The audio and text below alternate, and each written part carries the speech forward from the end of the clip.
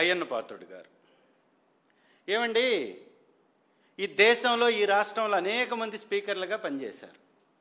ఇంత విద్వేషంతో ఇంత ద్వేషంతో ప్రతిపక్ష ఎమ్మెల్యేలను మాట్లాడినటువంటి స్పీకర్ గారు ఉన్నారా? ఇంత అధికార గర్వంతో ఇంత కుసంస్కారంగా సాటి ఎమ్మెల్యేలని మాట్లాడినటువంటి స్పీకర్ గారు ఎవరన్నా ఉన్నారండి? నిజంగా పక్కన ఉన్నటువంటి తమిళనాడులో జయలలిత గారు, దివంగత మాజీ ముఖ్యమంత్రిగా జయలలిత గారు, కరుణానిధి గారు, ఇక్కడున్నటువంటి మాజీ దివంగత నేత ఎన్టీ రామారావు గారు, అంతెందుకు ఇప్పుడున్నటువంటి ముఖ్యమంత్రి, వీరు ప్రతిపక్ష నేతగా ఉన్నప్పుడు అసెంబ్లీకి రాలేదు కదా, మరి ప్రతిపక్ష ఎమ్మెల్యేలని గాడిదలు అని ఉచ్చరించారు కదా. మీరు గాడిదలు అని ఉచ్చరించినటువంటి ఈ భాష మీ నాయకుడికి కూడా వర్తిస్తుందా?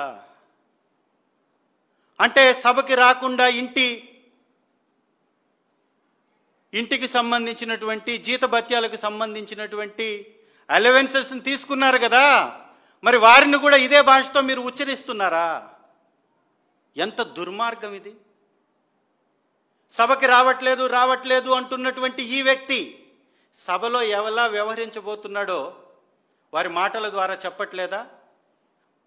ఈ దేశంలో అనేక మంది హాజరు కాకపోయినా ఎవరు ఇంత కుసంస్కారంగా మాట్లాడాల? ఇది వారి యొక్క విధానం అనేది మాత్రం మీకు చెప్పదలుచుకుంటున్నాం. మేము గౌరవ స్పీకర్ గారు ప్రతిపక్షం పట్ల ఎలా వ్యవహరిస్తున్నారో మీకు తెలియజేయాలనుకుంటున్నాం. వారి విజ్ఞతకే వదిలేస్తున్నాం. మీరు ఏ యొక్క చర్య తీసుకోవాలన్నా మేమేమైనా అడ్డుపడుతున్నామా? మేము వచ్చామని మిమ్మల్ని బ్రతిమాలామా? జీతభత్యాలు కావాలి మాకు ఇవ్వండి అని మిమ్మల్ని ఎవరన్నా వేడుకున్నారా? ఎవరన్నా మిమ్మల్ని అడిగారా? మిమ్మల్ని గోజారారా?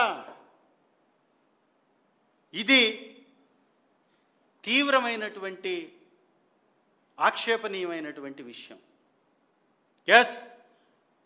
సభకి రావడానికి సిద్ధంగా వైఎస్ఆర్ కాంగ్రెస్ పార్టీ ఉంది. అందుకే పదే అడుగుతున్నాం. మాకు తగిన సమయం ఇస్తానని స్పీకర్ గారిని చెప్పమని అడిగింది ఈ రాష్ట్రం చూడట్లేదా? రాష్ట్ర ప్రజలు చూడట్లేదా?